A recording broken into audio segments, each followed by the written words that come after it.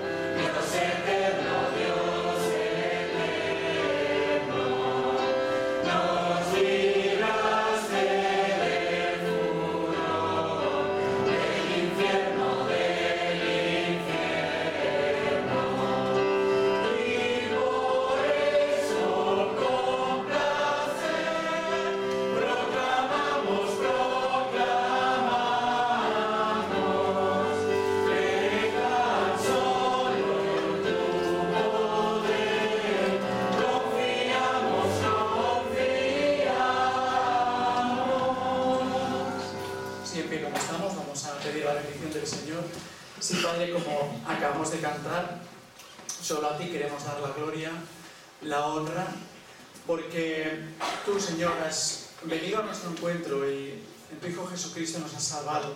Por eso solo en ti confiamos, como hemos cantado. Y por eso en esta mañana también queremos pedirte que tú bendigas este culto que queremos rendirte. Señor, que prepares nuestros corazones para recibir tu palabra, para ponerla en práctica en nuestras vidas. Y Señor, para que nos sigas ayudando a dar testimonio de nuestra fe en ti, a todas aquellas personas que nos rodean. Señor, que realmente no queremos que todo se quede en ese concierto de ayer, sino que realmente mañana cada uno de nosotros, allí donde desarrollemos nuestras actividades, en institutos, en universidades, trabajos, familias, que podamos continuar, Señor, pues proclamando esa esperanza que solo tenemos en ti y esa confianza que solo podemos depositar de una manera plena. Señor, gracias una vez más por esta oportunidad de congregarnos en tu nombre, en el nombre del Señor Jesús. Amén.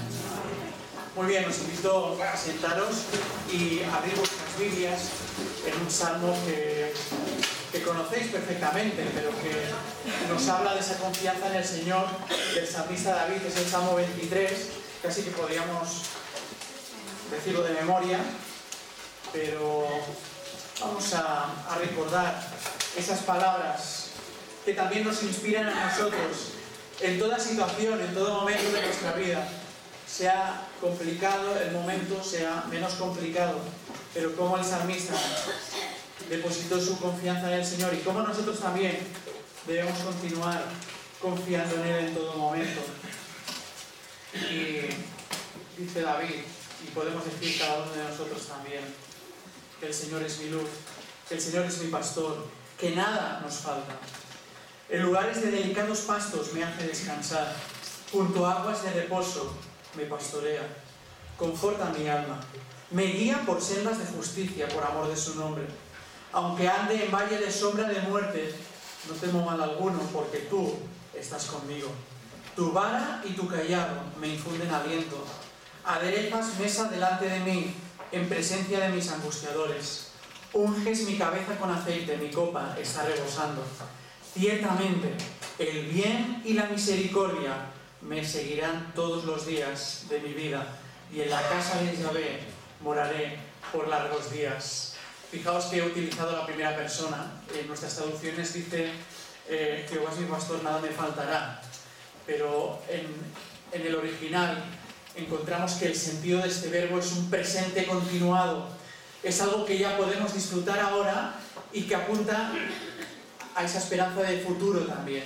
Así que los creyentes somos privilegiados en este sentido y podemos hablar en presente. Y podemos decir que es el Señor quien nos guía, es el Señor quien nos pastorea, es el Señor quien nos da ese agua, esos pastos que necesitamos en ese momento en el que estamos más sedientos, más necesitados por las dificultades, por las pruebas que podamos estar pasando. Así que en ese gozo, en esa alegría, os invito que podamos alabar al Señor. Y va a ser nuestra hermana Sara la que ya pasa aquí delante para dirigirnos en este periodo de alabanza.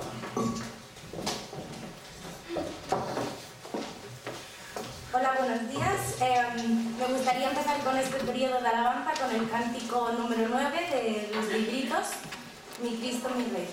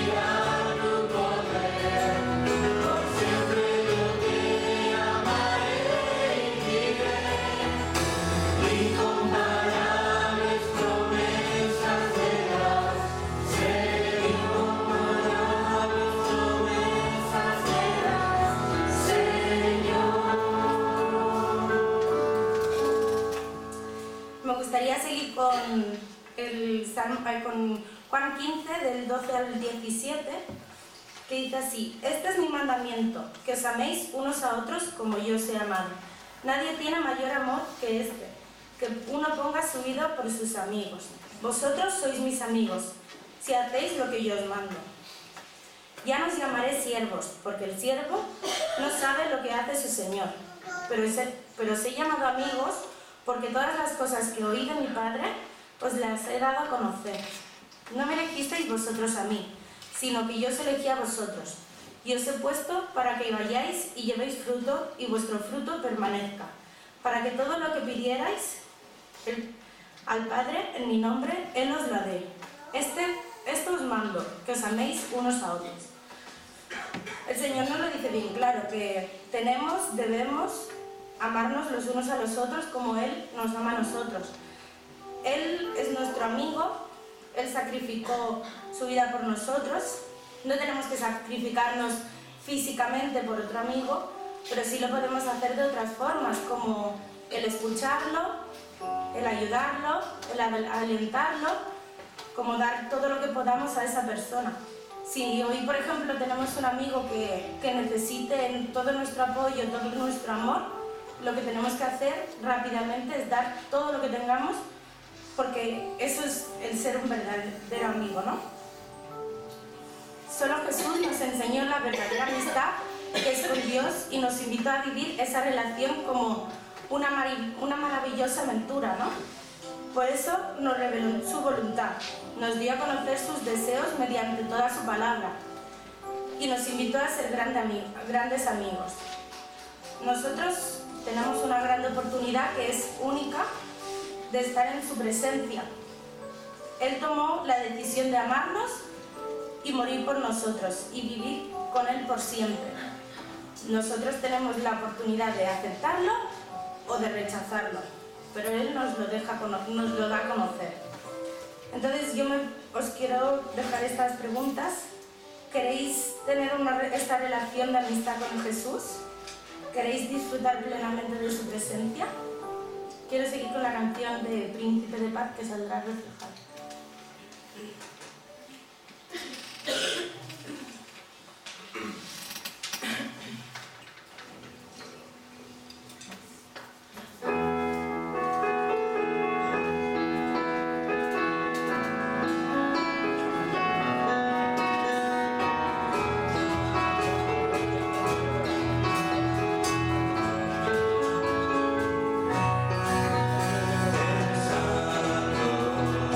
Santo,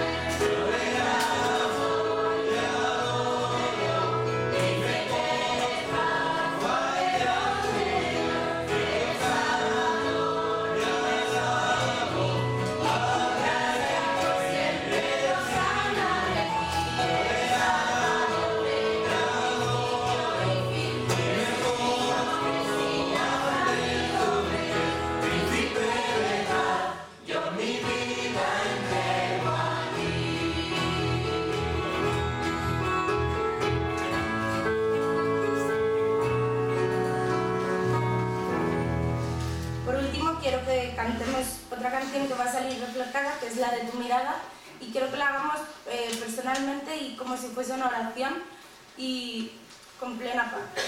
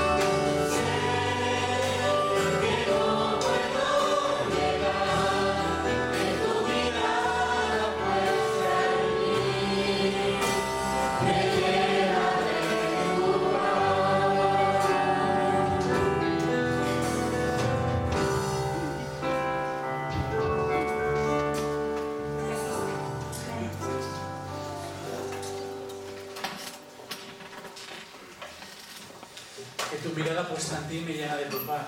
Y como decíamos antes, en esa lectura del Salmo 23, de nuestra confianza en el Señor, nuestra dependencia en Él, en todo momento, ¿verdad? Y qué hermoso no es solo cantarlo y expresarlo con nuestros labios, sino también expresarlo a través de nuestras vidas, con aquellas personas que, como decíamos, están a nuestro alrededor y todavía no tienen esa esperanza, esa confianza, esa paz que solo Cristo puede darnos, ¿verdad? Así que, bueno, seguimos alabando al Señor en estos momentos y os invito también a hacerlo a través de nuestros diezmos, de nuestras ofrendas al Señor. Él merece todo nuestro reconocimiento en todas las áreas de nuestra vida y no iba a ser menos ese sustento diario que el Señor nos da, y por eso lo hacemos público a través de los diezmos y de nuestras ofrendas. Me gustaría pedir a los diáconos que ellos pasen aquí delante para que nos puedan ayudar a recoger esas ofrendas, que queremos que el Señor las bendiga para la extensión de su palabra, para la edificación de su iglesia, y que también nos dé sabiduría a la hora de ser buenos administradores de ella. Vamos a pedir a nuestro hermano Daniel que dé gracias por la ofrenda al Señor. Padre bendito, gracias Señor por estos momentos en que podemos también manifestarte nuestro amor hacia ti a través de estas ofrendas, Señor. Queremos pedirte que tú las bendigas y que puedan servir, Señor, para el agradecimiento de tu palabra. Señor, ayúdanos a poder también ser fieles a tu testimonio y en todas aquellas cosas que tú deseas que hagamos, Señor, y tú pones en nuestro corazón. Padre bendito, gracias por estos momentos y bendice, Señor, esta reunión. Todo esto nos las pedimos en el bendito y sagrado nombre de tu Hijo Jesucristo. Amén. Amén. Muy bien, pues simplemente me gustaría resaltar algunos anuncios, sobre todo que tengamos en oración a bastantes hermanos nuestros de la congregación que actualmente están enfermos. El que no ha cogido un virus de estos que te hace casi ir al lavabo constantemente, está súper resfriado o tiene fiebre o está, bueno, o tiene algún tipo de molestia con este tiempo lluvioso, si no es las rodillas o los huesos, ¿verdad? Así que tenemos constancia de bastantes hermanos que están ahora bastante griposos o en alguna de estas situaciones. Vamos a orar por ellos.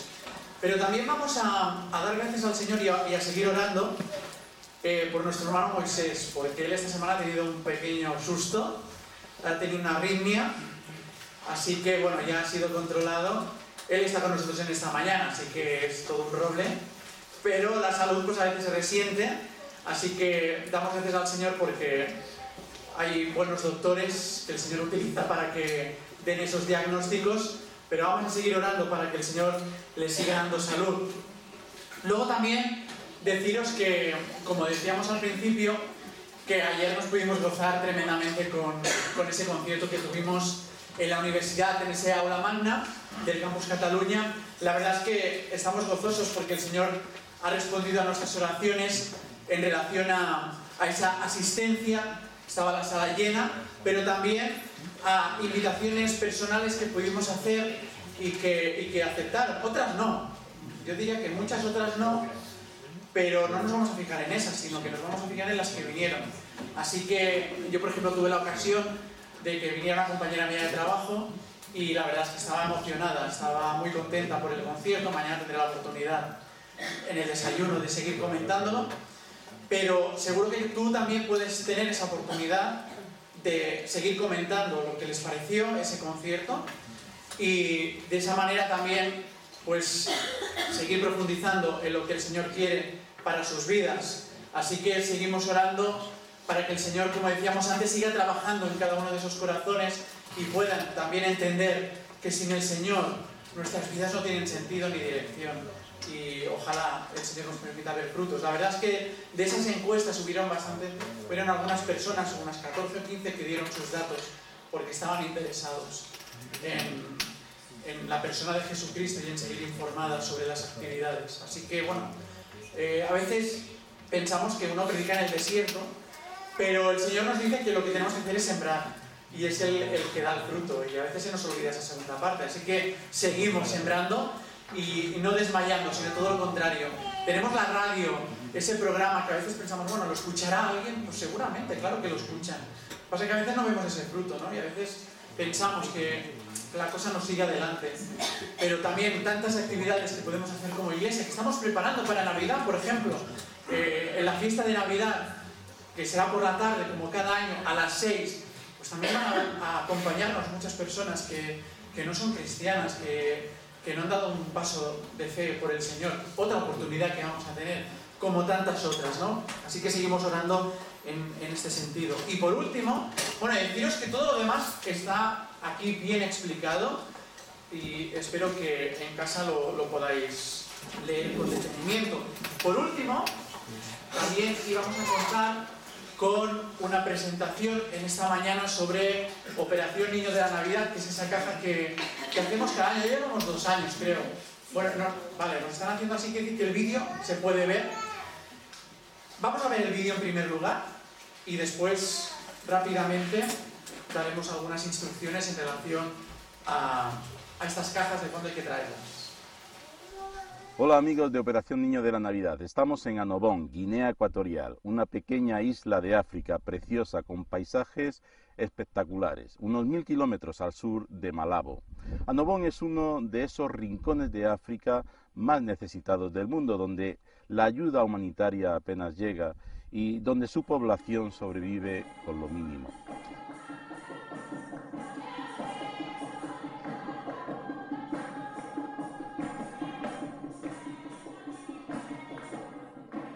Los niños de Annobón son los que más sufren estas condiciones de vida, aunque juegan felices, sin preocupación por su destino y cantan alegres, esperando un futuro mejor.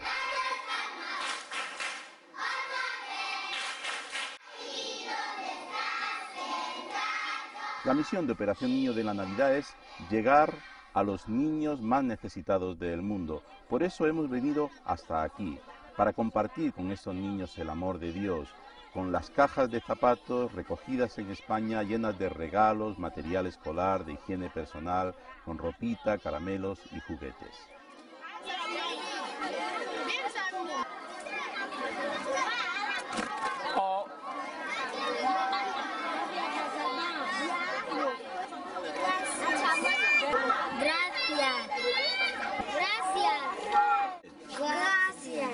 La mayoría de estos niños nunca han recibido un regalo, ni en Navidad ni en su cumpleaños, porque aquí no se celebran los cumpleaños. Para muchos de estos niños, probablemente este sea el primer regalo que reciban en su vida.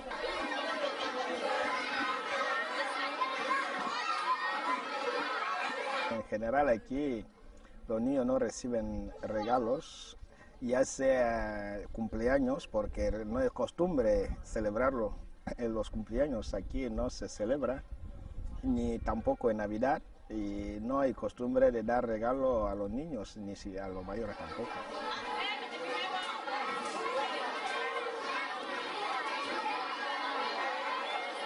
El reparto se hace en colaboración con la Iglesia Evangélica local o con cooperantes evangélicos para garantizar que todos los niños reciben las cajas como un regalo sin costo y sin distinción de raza o de religión. Además, en aquellos lugares donde es posible, se les ofrece también el librito El mayor regalo o La gran aventura, para educarles en valores, pues sabemos que la educación es el mejor fundamento para el progreso.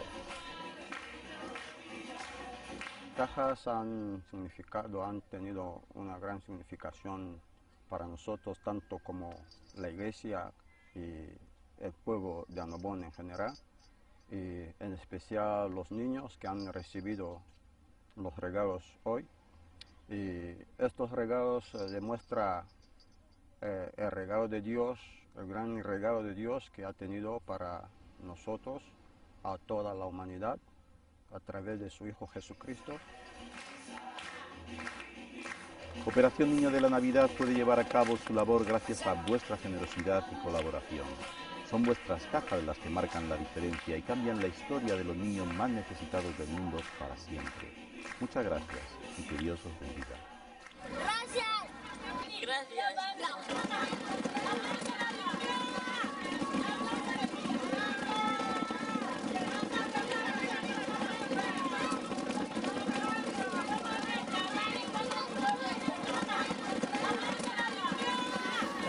Un regalo ver vídeos como este. A veces dicen que una imagen vale más que 1000 palabras y en este caso es así. Os invito también a ver la página web de Operación Niño de la Navidad, porque hay muchos más testimonios, salen más fotos y la verdad es que es impactante en ese sentido. Y a veces pensamos si podemos hacer algo desde la distancia, fijaos, no solo podemos orar, que lo debemos hacer, sino también cómo podemos hacer llegar el amor de Dios a través de esas cajas, ¿no? Y es un elemento que no solo llena de ilusión a todos estos niños, que es evidente que, como se nos ha dicho, que no reciben regalos. Nosotros, claro, en nuestra sociedad, que todo es tan opulento, y para nosotros carece de importancia o de significado, y sin embargo, fijaos cómo estos niños lo reciben, pero con una alegría inmensa, ¿no? Pero además lo utilizan para hablarles del Señor, porque muchos de ellos tampoco van a la iglesia. Así que es también un instrumento evangelístico que ellos tienen, pero que nosotros también. Así que no solo se trata de que como iglesia también nos comprometamos para hacer esas cajas, y ya tenemos que dar ejemplo nosotros también y hacer cada uno de nosotros esa caja, sino llevar también a compañeros nuestros, amigos, los folletos que tiene nuestro hermano Moisés, y así cada salida se lo podéis pedir, porque ahí está especificado lo que se puede poner en la caja, lo que no se puede poner por temas ya de seguridad, por aduanas y todo eso, y para poderlo repartir entre otras personas, ¿no? Así que bueno, este es el cartel que nos han hecho llegar, que colgaremos luego al final para que no nos olvidemos.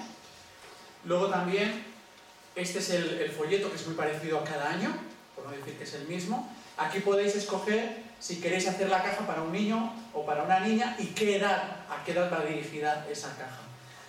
Este año está coordinado en lo que es la ciudad de Tarragona por unos hermanos de la Iglesia Buenavista, así que en esta ocasión ellos van a ser los encargados de recoger todas las cajas de todas las iglesias de Tarragona para llevarlas a Barcelona.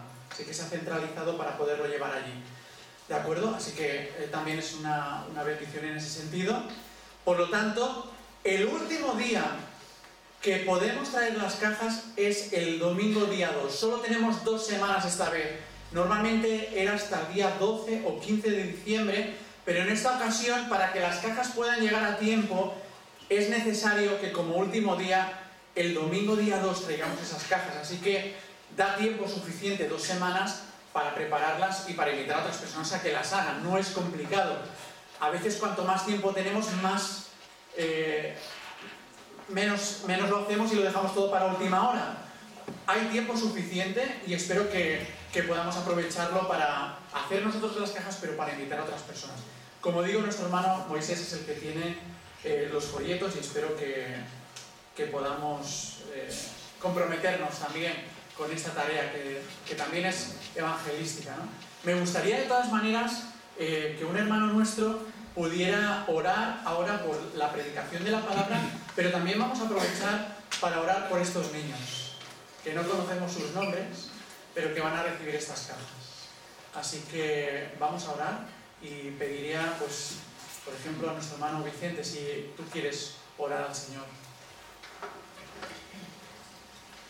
Señor y Padre, tenemos un privilegio muy grande de poder estar reunidos en tu casa, Señor, teniendo depositada nuestra confianza en ti y sabiendo, Señor, que tú vas a dirigirlo todo, incluso nuestros corazones, Señor, nuestra mente, para que no solamente escuchemos el mensaje que tienes para nosotros, sino para que también lo pongamos en práctica en nuestras vidas.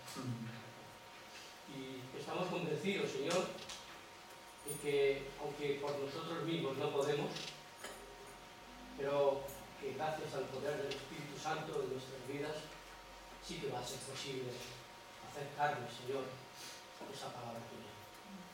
Es en el nombre de Jesús que te damos las gracias.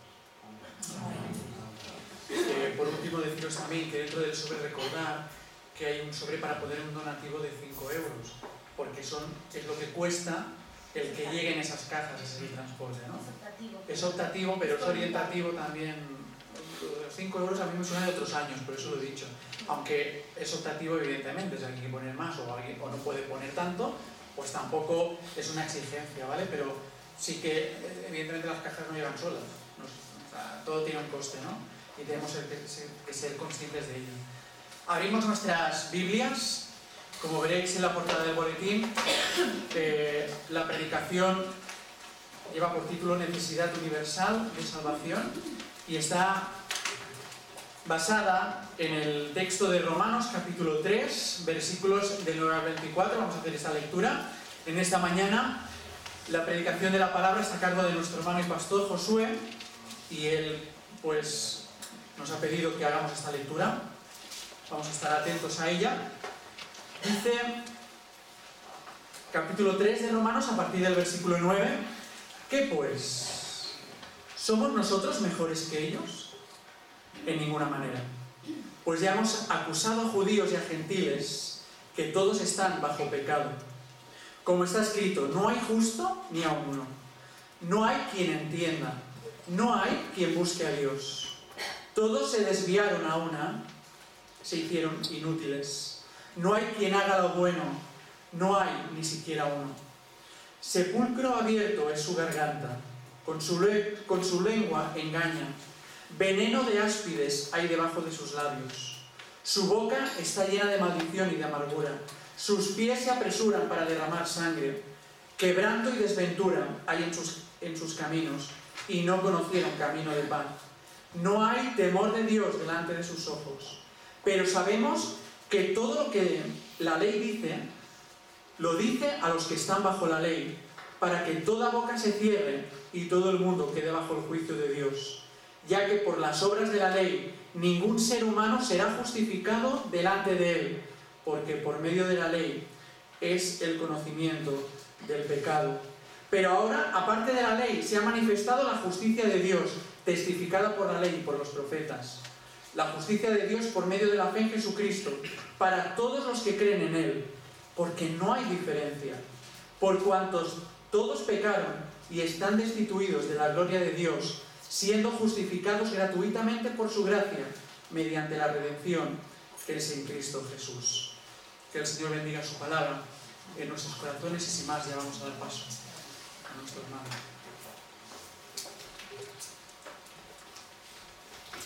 Bien, hemos leído unos textos, ¿verdad?, en Romanos, y aunque el mensaje también va a abarcar otros capítulos de Romanos, porque la verdad es que todo el contexto que sería necesario leer para poder colocarnos en esta situación de ciertamente afirmar que la salvación es para todos, es una salvación necesariamente universal. Nadie puede decir que está fuera de la necesidad de ser salvo. Hemos leído un texto donde dice que ciertamente ante los ojos de Dios no hay justo ni aún uno. Y esto es para todo el mundo, judíos y gentiles, ¿verdad? Pero los textos que van en relación a todo este mensaje en esta mañana los podemos encontrar en estos capítulos, ¿no? Desde el capítulo 2 prácticamente hasta el capítulo 8 de la carta a los Romanos, que habla de toda esta situación de necesidad de salvación, de la justificación por la fe, pero que también habla de cuán importante es que una vez recibida esa salvación podemos sentirnos libres de pecado, libres de la muerte y en esa sintonía de vida eterna y gloria con el Señor. Pablo establece, si os dais cuenta, el escenario, un escenario para la exposición del Evangelio, y precisamente Pablo lo que hace es subrayar la necesidad universal del mensaje del Evangelio. Ese mensaje del Evangelio es para todo el mundo, para toda criatura, para todo ser humano.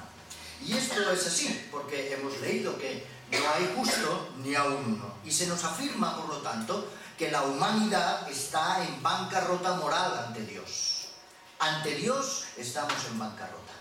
Posiblemente entre nosotros podemos decir, ¡ay, qué bella persona! ¡Qué hombre, qué mujer más justa! Posiblemente entre nosotros podríamos decir, es que es una persona buena, maravillosa.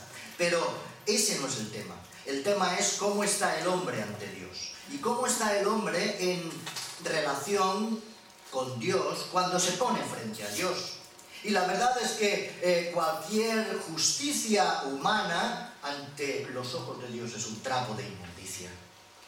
Porque Dios es el justo y perfecto por excelencia, y nuestras perfecciones o nuestras justicias son imperfectas. Y cuando uno se pone delante de Dios, tiene que reconocer que ante Dios nadie es bueno. Ante Dios nadie es bueno. Posiblemente cuando nos comparamos con otros, pudiera ser que uno es mejor que otro, pero ante Dios no hay justo ni aún uno. Y en este sentido, además, nos dice también la palabra de Dios que no hay diferencia, y no hay diferencia ni entre judíos ni entre gentiles, que eran en realidad los dos mundos que se diferenciaban en el contexto bíblico. Los hebreos, los judíos por un lado, pero también los paganos y los gentiles por otro. En realidad esto aglutina a toda la raza humana, aunque siempre había esa cierta diferencia, ¿no?, entre judíos y gentiles, sobre todo diferencia que hacía muy especialmente el pueblo de Dios. Pero es cierto, si hablamos ahora de los gentiles, que lo vamos a hacer, y luego un poquito de los judíos. Es cierto que los gentiles estaban también en bancarrota moral. No era difícil establecer que la raíz de todos sus males, evidentemente el pecado tanto para unos como para los otros, pero que la raíz de todos sus problemas morales principalmente era la idolatría. Los paganos eran pueblos idólatras, pueblos que tenían muchos dioses, que confiaban en muchos dioses, en muchas divinidades. Y precisamente esa idolatría lo que hacía era arrastrarles constantemente por cualquier canal de deterioro moral. Cualquier canal que salía de la relación cúltica a un dios falso desembocaba en un canal de miseria moral. La adoración, por ejemplo, de las cosas creadas, más que del creador, creaba y generaba miseria, porque estaban fallando el blanco, estaban errando en cuanto a quién debían de adorar. Solamente es digno de adoración y de culto el creador, Dios. Pero cuando se utiliza como medio de culto y de religión y de vida espiritual criaturas creadas, se está fallando. Eso no llena el alma, eso no llena el interior del hombre, eso no satisface el alma del hombre, porque solamente Dios es quien puede dar satisfacción a nuestra vida espiritual. Solamente Él puede llenar nuestro interior, solamente Él puede llenarnos ese vacío que hay en nuestro interior y llenarnos de su plenitud y de su gloria, porque es el único que la posee y es el único que la tiene. Pero ninguna otra criatura, ningún Dios inventado podía realizar este efecto en el ser humano, y esto es lo que encontramos constantemente. La invención, por lo tanto, y la adoración de dioses en lugar de el único Dios, como decía ya un filósofo de la época, un filósofo griego decía, mirad, la idea de hacer ídolos ha sido el comienzo de nuestra miseria moral y de nuestra civilización. En realidad, la invención lo único que lleva es a la corrupción de la vida y a la corrupción espiritual de la vida, porque no estamos acertando en realidad en cuanto a la divinidad.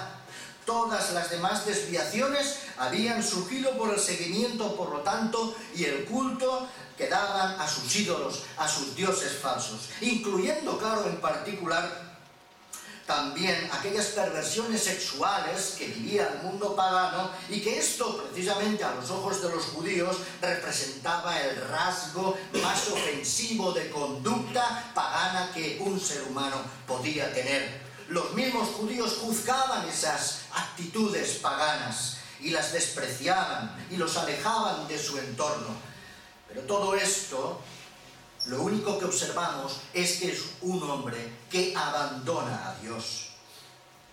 Por todo eso, Dios abandona, según Pablo, a los hombres también, en el sentido de que les abandona a las consecuencias naturales del curso de sus propias acciones que han escogido libremente.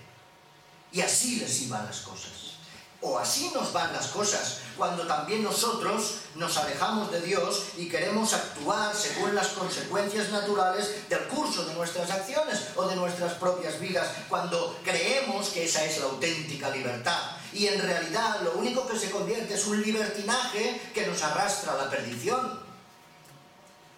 Y esto es lo que lleva precisamente a un punto en que sus conciencias cauterizadas por el pecado, es decir, ya endurecidas e insensibles, que ya no podían tener sintonía con Dios, que ya no en realidad encontraban relación con Dios, de ahí que necesariamente el Señor tuvo que venir al encuentro del hombre. El hombre no buscaba a Dios, pero fue Dios el que realmente buscó al hombre, porque sabía que esta era la única manera de poder retornar al hombre a su relación primogénea, esa relación de comunión con Dios.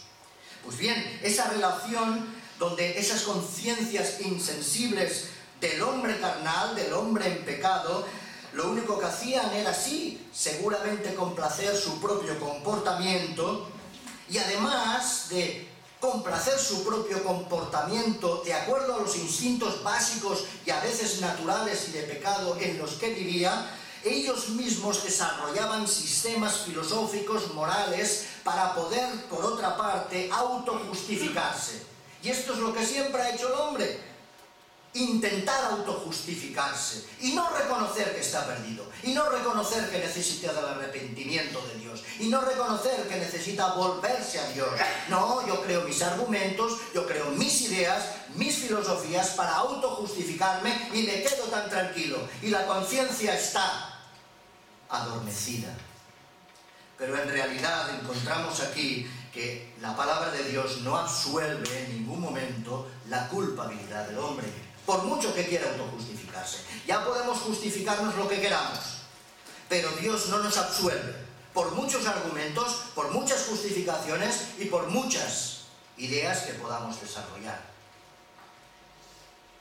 Por otro lado, ¿qué podríamos decir de los judíos? Los judíos se sentaban como moralistas a juzgar al mundo pagano y al mundo gentil. Nosotros sí que somos los buenos. Nosotros somos el pueblo de Dios. Nosotros somos los herederos de Abraham. Los demás están en perdición.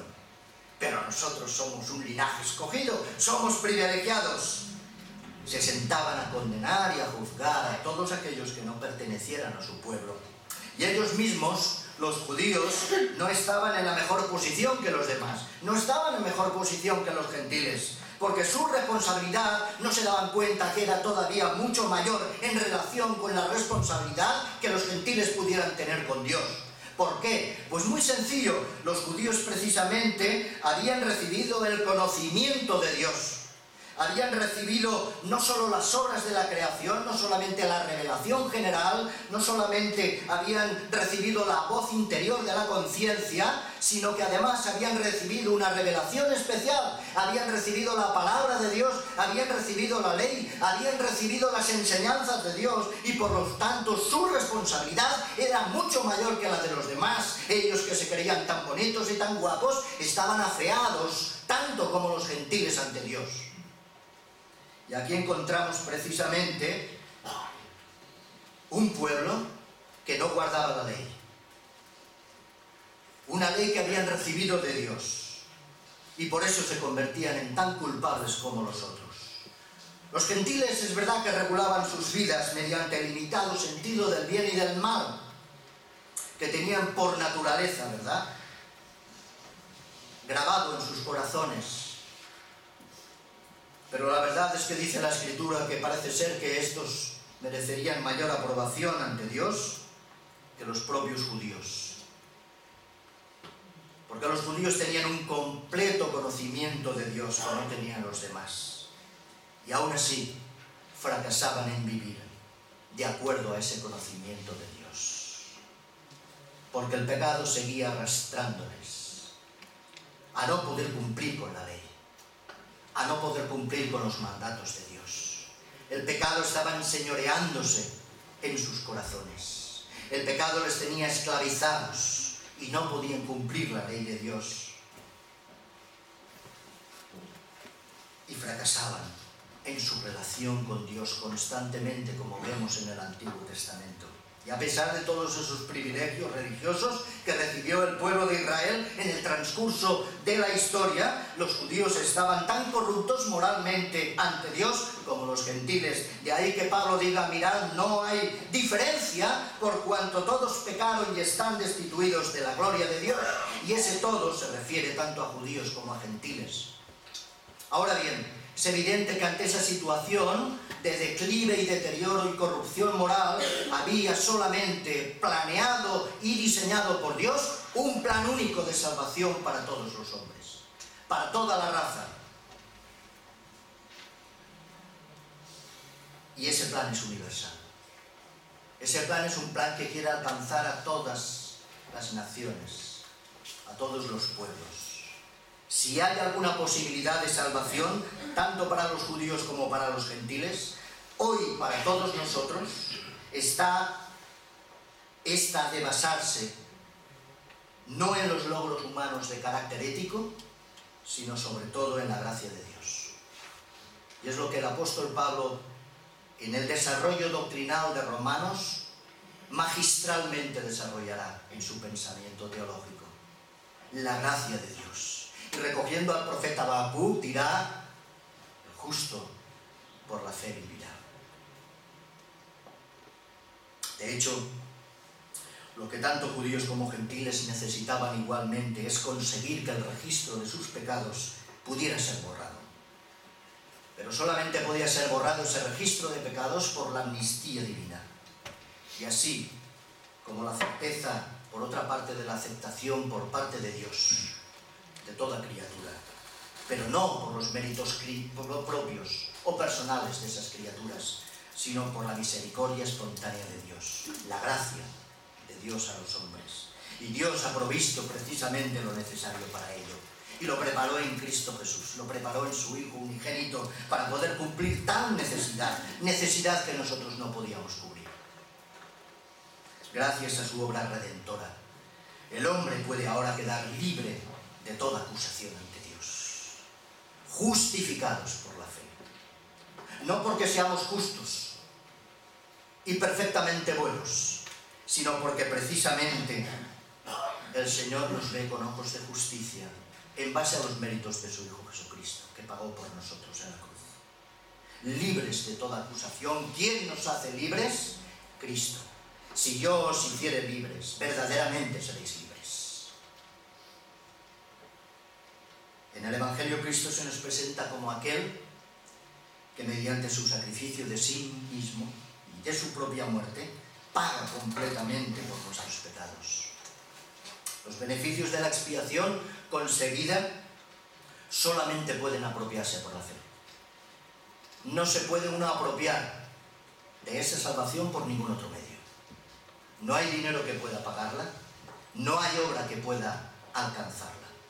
Solamente uno puede apropiarse de la salvación de Cristo por la fe. Y esta es una lección muy importante del apóstol Pablo. Los beneficios de la expiación están ahí y pueden ser tuyos si crees en Cristo Jesús. Y de ese modo, Dios no abdica nunca de su justicia, porque esa justicia ha sido aceptada en el mérito y en el sacrificio del inocente, del justo por excelencia, de Cristo Jesús. Ante Él, todo el mundo, judíos y gentiles, son perdonados ante Dios. Y el ejemplo de Abraham, precisamente el patriarca, ¿verdad? Abraham, pero el padre de la fe.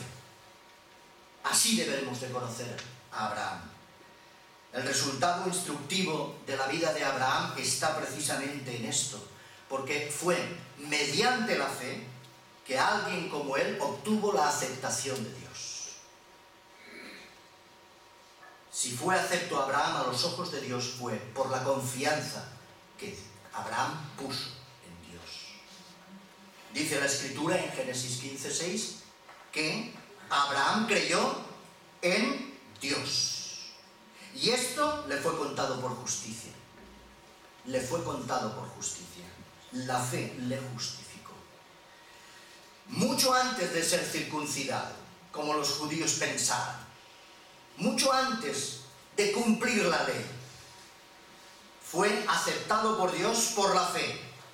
Fue justificado no porque Abraham cumpliera la ley, o se circuncidara, o cumpliera todos los requisitos de la ley. No, por la fe, porque confió en el Señor. Y esto enseña que el camino de la justicia por la fe no depende de modo alguno de la circuncisión o de la ley, sino que está abierto tanto para los gentiles como para los judíos. De esta manera, Abraham se convierte precisamente en el padre espiritual, pero no solamente de la nación judía o hebrea, sino principalmente de todas las naciones. En él se consuman las promesas de que en ti serán benditas todas las naciones. De ti saldrá un gran pueblo, el gran pueblo de la fe. Los creyentes, un pueblo espiritual, un pueblo independientemente de cuál sea su origen racial. Y así Abraham se convierte en ese padre de todos, también de nosotros. Y el testimonio precisamente de que su fe fue contada por justicia, fijaros también que significa que todo aquel que cree en Dios y cuyo poder se manifestó en la muerte y resurrección de su Hijo Jesucristo, esa fe le será igualmente contada por justicia. Si nosotros hoy estamos aquí justificados, es por esto.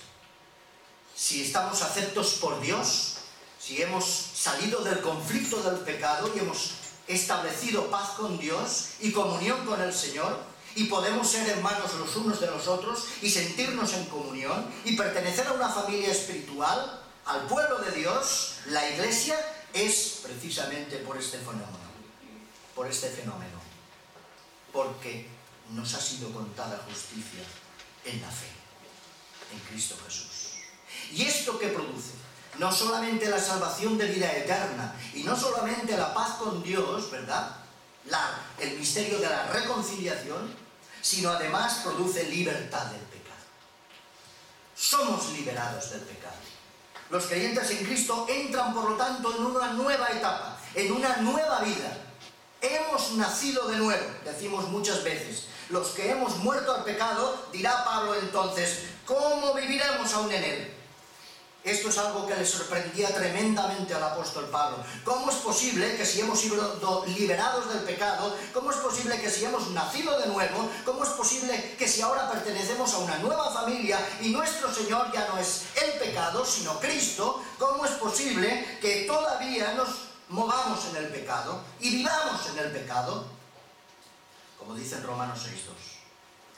Y esto es de importancia pragmática en la vida del creyente. Porque hemos sido incorporados a Cristo. Y si hemos sido incorporados a Cristo, no podemos revolvernos, no podemos revolcarnos en el pecado. Con esa nueva vida que nos ha proporcionado el Señor a través de la fe, somos libres. Y si nos movemos en el pecado constantemente, sin evitarlo, resulta que seguimos siendo siervos del pecado. No experimentamos la libertad en Cristo, porque el pecado todavía es enseñorear de nosotros. Esto es un contrasentido.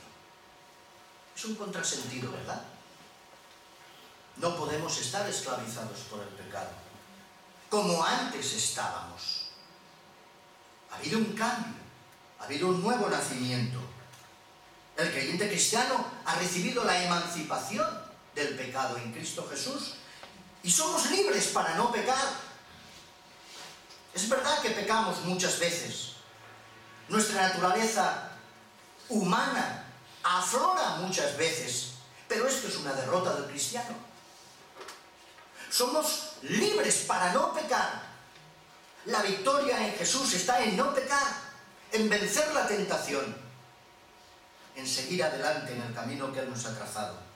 Si el pecado pudiera, representarse como un propietario de esclavos, imaginaros que el Señor, el amo, pecado, es el que siempre ha controlado, aquel que no ha conocido aún a Cristo, el incrédulo, aquel que continúa en esa situación de no salvo. Bien, si el pecado pudiera representarse pues como ese amo, como ese señor de esclavos, entenderíamos que los esclavos están obligados a obedecer las órdenes de por vida. El que está en el pecado está en el pecado. Y de por vida, la paga de eso va a ser su muerte, como dice la Escritura. Pero cuando uno ha muerto a esa antigua manera de vivir, cuando uno ha resucitado con Cristo, o dice Pablo, sepultados y resucitados con aquel símbolo del bautismo, con esa vida nueva que nos da el Señor, ya no podemos obedecer las vidas. Ya no podemos obedecer las órdenes de ese antiguo amo. O dicho de otra manera, cuando los esclavos son comprados a su propietario por otro propietario que les deja libres, el antiguo propietario ya no tiene autoridad sobre ellos. Nuestro antiguo propietario era el pecado y tenía dominio sobre nosotros. Pero cuando Cristo pagó en la cruz del Calvario y compró nuestra propia salvación, nuestra condenación, crucificándola allí en la cruz, solamente tenemos un propietario, solo tenemos un Señor, solo tenemos un amo y es Cristo Jesús. Ya no podemos servir al antiguo amo. Ya no podemos vivir en el pecado. No deberíamos vivir en el pecado. Deberíamos estar en esa nueva situación de vida, a ser posible siempre. Por eso a los creyentes, los que hemos sido comprados por Cristo nuestro Señor, pertenecemos a Dios. Y el pecado ya no debe tener autoridad en nosotros, porque entonces le estamos quitando la autoridad a Dios. No se puede servir a dos señores. Solamente podemos servir a un Señor, aquel que nos ha salvado, a nuestro Dios. El pecado era un dueño cruel, es verdad, era un dueño cruel que lo único que repartía como paga era la muerte. Pero en contraste, Dios nos otorga a su pueblo el don gratuito de la vida. Vida eterna además, abundante en Cristo Jesús. Por eso, si alguien se ha unido a Cristo, nueva criatura es, y lo es por la fe, pero sigue viviendo en el pecado, está siendo infiel y traiciona al Señor. Se convierte en un contrasentido. Me llamáis Señor, Señor, pero no os conozco. Estáis sirviendo a otro Señor, no a mí. Me adoráis de labios, pero vuestro corazón está lejos de mí. Es un contrasentido. Por esto la lección hoy es muy importante, que realmente seamos fieles a nuestro propietario, nuestro amo, nuestro Señor, aquel que dio su vida por nosotros. Sin embargo, cuando se experimenta precisamente esa liberación por medio de Jesús, no puede haber necesidad de permanecer en servidumbre. Si Él nos ha liberado y verdaderamente dice, os haré verdaderamente libres, no es posible que sigamos viviendo en la servidumbre del mal. Cuando uno está en Cristo recibe el Espíritu. Y ese Espíritu de Cristo, mirad bien, pone en marcha un nuevo poder. Un poder que antes no teníamos. Pone en marcha ese poder que nos libra de los dictados del antiguo corazón. Tenemos un nuevo corazón. Y ese nuevo corazón puesto en Cristo dicta unas nuevas normas. Un nuevo estilo de vida. Unos propósitos de vida. No podemos escuchar al anterior. Aquellas cuyas vidas son dirigidas por el Espíritu son ahora capaces de cumplir con el Señor, de un modo que jamás antes hubieran podido cumplir bajo la ley. Antes sí que no podíamos nunca agradar a Dios. Antes sí que nos era imposible tener relación con Dios, comunión con Él, cuando servíamos al pecado. Pero ahora en el poder del Espíritu, que nos ayuda, que nos infunde aliento, que nos capacita constantemente para que realmente podamos agradar a Dios. Solo podemos agradar a Dios cuando nos dejamos llevar por el Espíritu del Señor. Solo podemos agradar a Dios cuando dejamos que el Espíritu del Señor se mueva libremente en nuestro interior y en esa docilidad nuestra hacia Él transforme nuestras vidas y haga que esas vidas cada vez sean más fuertes, más firmes, más maduras para servir al Señor. El Espíritu debe de dirigir nuestras vidas como debe de dirigir el pueblo de Dios, la Iglesia, porque es el que capacita a los creyentes para que vivamos como hijos libres, como hijos libres de Dios. Y es precisamente el Espíritu el que nos impulsa y nos alienta a poder llamarle al Padre, Padre, Abba, Padre. Porque es el Espíritu, como dice Pablo en Romanos 8:15, que es el que da testimonio de que somos hijos de Dios. Y nos da esa libertad. Queridos hermanos, voy a terminar. Se acerca el día en que los hijos de Dios, liberados de todo aquello que sea mortal, van a ser manifestados en el universo con la gloria con que fueron creados en un principio antes de pecar. Y en aquel día, toda la creación, como dice Pablo, será liberada. Hasta ahora gime, pero aquel día será liberada de la frustración bajo la que gime en la actualidad y compartirá con los hijos de Dios la libertad de esa gloria. El propósito de Dios no puede frustrarse. Nuestros propósitos son frustrados muchas veces, pero a Dios no se le pueden frustrar los planes. No hay poder, no hay nadie que pueda frustrar los planes ni los destinos de Dios, porque Él es el Todopoderoso. Por eso el propósito de Dios no se puede frustrar. Es precisamente ese propósito, el de investir finalmente de gloria a todos aquellos que un día fueron objetos de su gracia. A los que cuando vino el cumplimiento del tiempo, como dice la Escritura, llamó como pueblo suyo y lo bendijo con el don de justicia por medio de la fe en Jesús. Pablo nos hace un llamado en esta mañana. Y ese llamado es a que entendamos y podamos decir a todo el mundo que nos rodea, que vive en incredulidad, que vive alejado de Dios, que no hay justo ni aún uno y que necesitan al Señor, que necesitan convertirse. Dios está en su pueblo. Dios quiere un pueblo y una iglesia que llame a los hombres al arrepentimiento. Esa es la misión principal de una iglesia.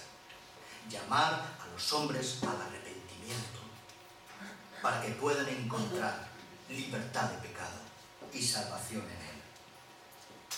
El Cristo crucificado y exaltado eternamente es siempre el Salvador del hombre, para todos los hombres, para todo el universo. Y además, no solo es el Salvador y Señor de nuestras vidas, sino que se convierte en el abogado infalible. Un abogado que siempre está ahí a la diestra del Padre para defender su posesión, para defender a los hijos de Dios. No hay poder alguno en el universo, ni ahora ni en el futuro, que pueda separarnos del amor de Dios. Podéis recordar aquellos textos también de Romanos 8, 31, 39, ¿verdad? Ni principados, ni potestades, ni poder alguno, ni espadas, ni ejércitos podrán separarnos jamás del amor de Dios. Que nos bendiga en esta mañana.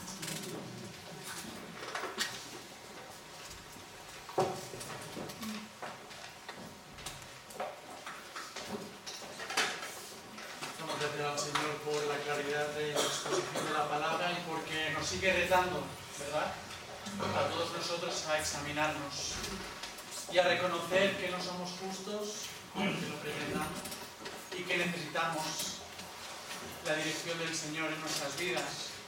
Así que si tú todavía no tienes esa esperanza o esa seguridad, piensa que solo en Cristo el Señor Dios nos puede ver justos y nos puede hacer justos, nos puede reconciliar consigo mismo.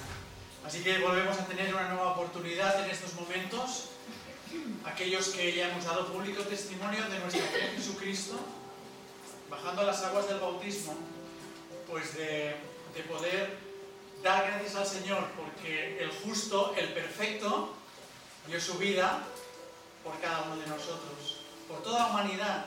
Nosotros ya podemos asegurar que hemos aceptado ese gran regalo, ¿no? Así que eso siempre es un gozo y tenemos que agradecer al Señor siempre, cada vez que, no solo ahora, sino cada día de nuestras vidas, pero cuando como congregación nos acercamos a los símbolos del pan y del vino, su cuerpo y su sangre derramada por nosotros, nuestro corazón tiene que derrochar gratitud al Señor. Así que te invito a que lo hagas, a darle gracias por ese amor tan grande que dio a su propio Hijo, se hizo hombre para morir y ocupar el lugar que nosotros merecíamos. Pero además dice la Escritura que lo debemos hacer dignamente. Así que también el Señor nos invita a examinar nuestras vidas y a ver si está en consonancia esa nueva vida que Cristo ha ganado para nosotros, si esas nuevas criaturas también están evidenciando nuestra manera de vivir, de nuestro estilo de vida, lo que el Señor espera. Por eso la palabra nos dice que lo hagamos dignamente, ¿no? Y me gustaría pedir a 3 diáconos que ellos pasen aquí para poder pasar cada uno de estos símbolos.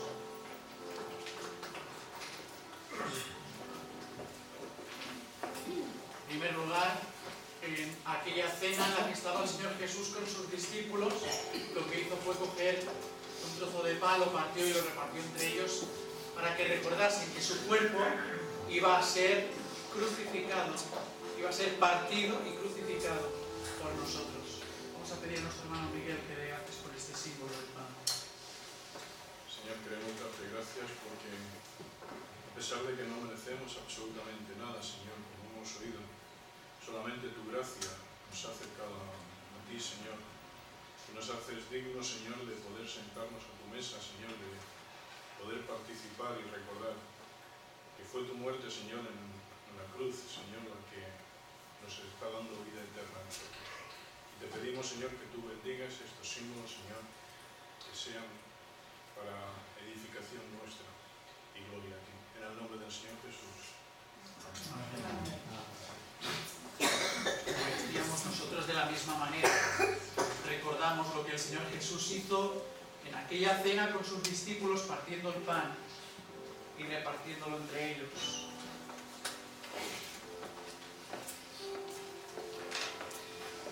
Tenía una lectura preparada, pero después de la predicación de hoy estaba pensando en ese capítulo 5 de Romanos, que me gustaría refrescar.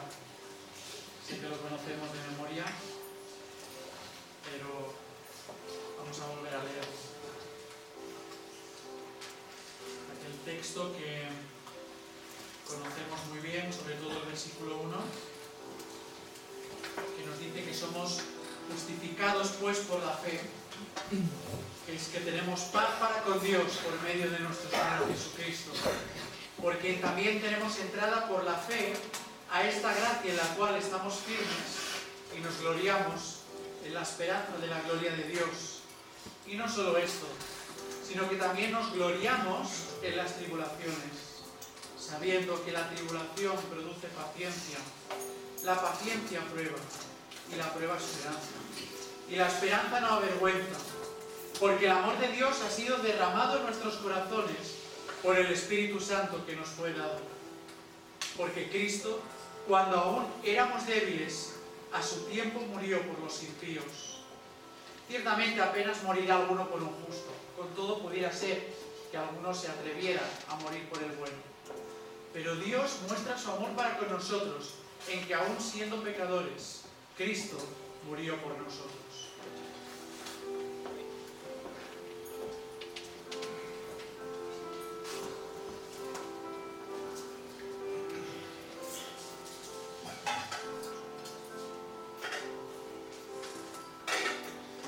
Recuerdan las palabras del apóstol Pablo a los Corintios en su primera carta, en el capítulo 11 y versículos 23 y 24, que el Señor Jesús, la noche que fue entregado, tomó el pan, lo partió,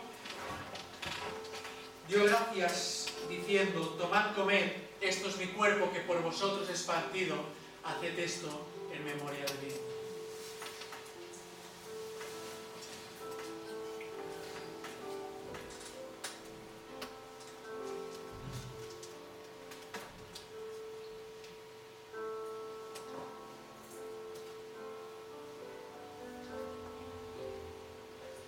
Vamos a pedir a nuestro hermano Moisés que dé gracias por este símbolo del vino que nos recuerda a la sangre derramada por nuestro Señor Jesucristo para perdón de nuestros pecados. Señor y Padre que estás en los cielos, venimos ante tu presencia como pueblo tuyo, Señor, redimido, reconociendo, Señor, nuestras maldades, nuestros pecados, Señor, que no podían ser borrados de ninguna manera, Señor, solamente viniendo tú a ocupar nuestro lugar, Señor. Y así, Señor, por gracia tuya, solo por gracia, por esta fe que has puesto en nosotros, Señor, nos justifica, Señor, delante del Padre tres veces santo. Señor, te damos gracias porque tú derramaste hasta la última gota de tu sangre, Señor, para borrar esos pecados que solo tú, Señor, podías borrar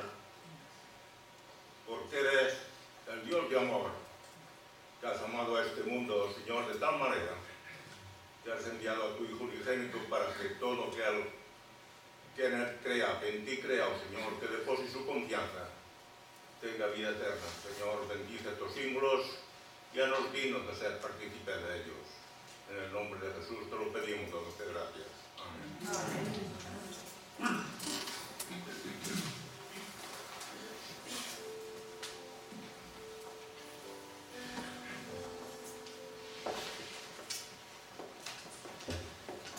Un cántico que dice que el gran amor del Señor nunca cesa, es el cántico 17, que su misericordia jamás tiene fin. Y realmente hemos experimentado, como decía nuestro hermano en la oración, ese gran amor del Señor, y un amor que sigue teniendo y dando oportunidad a más personas, a esta humanidad, para que pueda en arrepentimiento acercarse a Él. Y de ahí nuestro compromiso de compartir el Evangelio con cada uno de ellos. Vamos a cantar este cántico, el gran amor del Señor nunca cesa.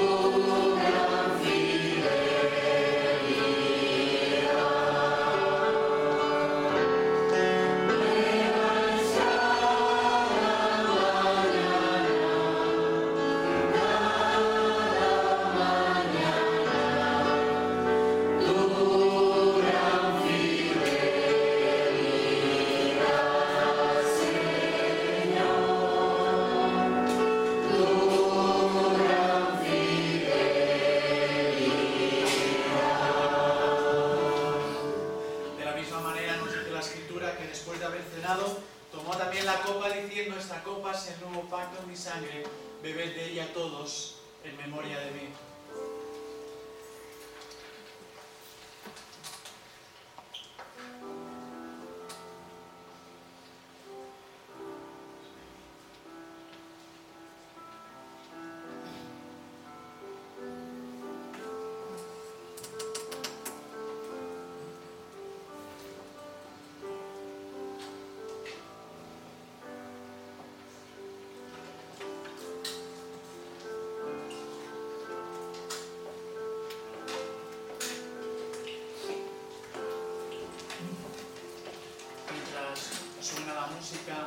Aprovecha para dar gracias al Señor en oración, para pedir también que Él perdone nuestras culpas y que nos siga ayudando en su poder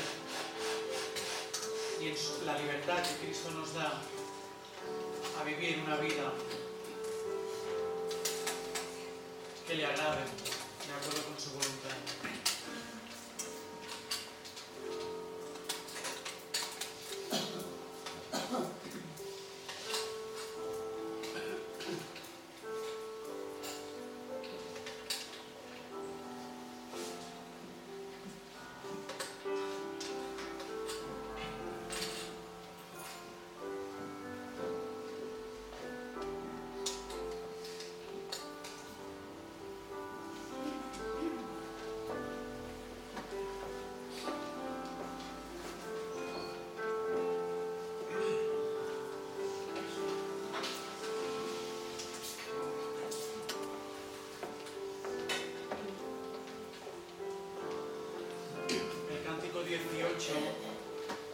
Se ajusta, creo, más a esa respuesta que el Señor nos pide en esta mañana después de haber escuchado su palabra, así que no vamos a cantar el que pone en el boletín, sino este cántico que dice: si quieres ser salvo de toda maldad, Tan solo hay poder en Jesús.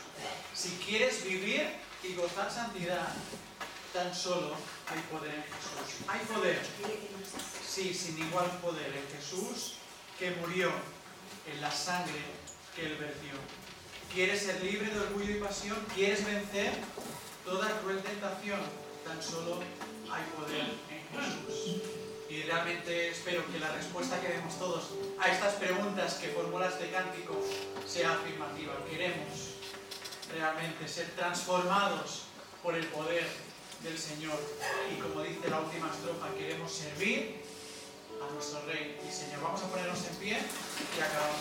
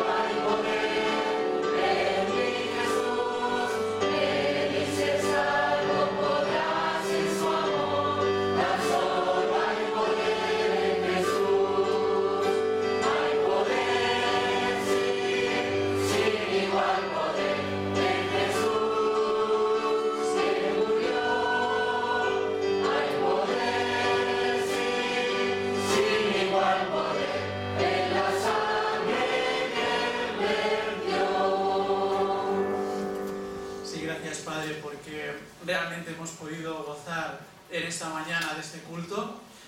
Gracias por tu palabra, porque nos recuerda, como hemos cantado, que en ti realmente nuestras vidas pueden ser transformadas, liberadas, para poderla vivir en plenitud. Y queremos, Señor, pedirte que realmente todas estas preguntas que dice el cántico y que hemos cantado, como decíamos, que las hagamos afirmativas en nuestras vidas.